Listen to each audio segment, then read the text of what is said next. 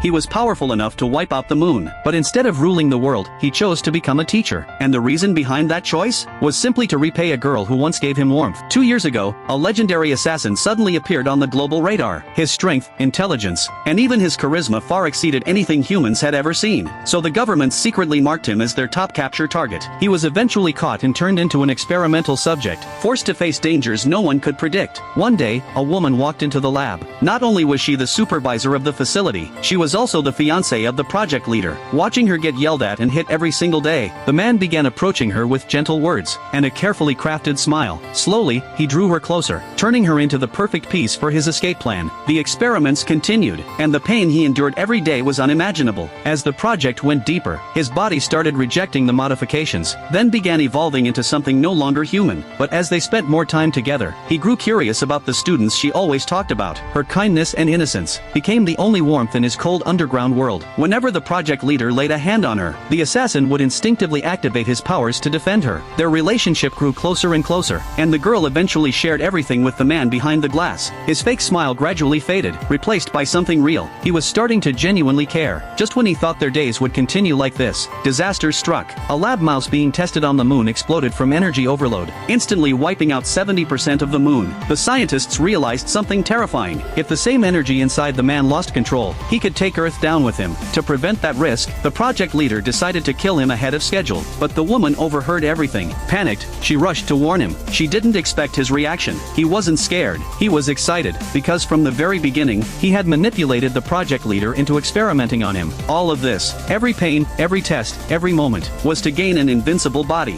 And now that he had it, he no longer needed to pretend. With a thunderous roar, a man covered in countless white tentacles emerged from the chamber. Machine guns opened fire from every direction, but not a single shot even grazed him. The massacre that followed turned the entire base into his hunting ground. When everything was finally reduced to ruins, the woman slowly woke up. She saw the man, now completely consumed by his monstrous power, standing before her. Heartbroken, she threw herself into his arms, clinging tightly to him. But the next second, an arrow shot straight through her chest. The man froze, staring in disbelief. Her life was fading fast in his arms, and for once, his godlike power was useless. He hated himself, hated the strength that could only destroy, never protect. Yet even on the edge of death, she held his hand and comforted him. In her final moments, she made one last request. She asked him, the strongest, the most terrifying being alive, to spend the next year as a real teacher to her students. She hoped those kids, lost in their own darkness, could one day find the light she believed in.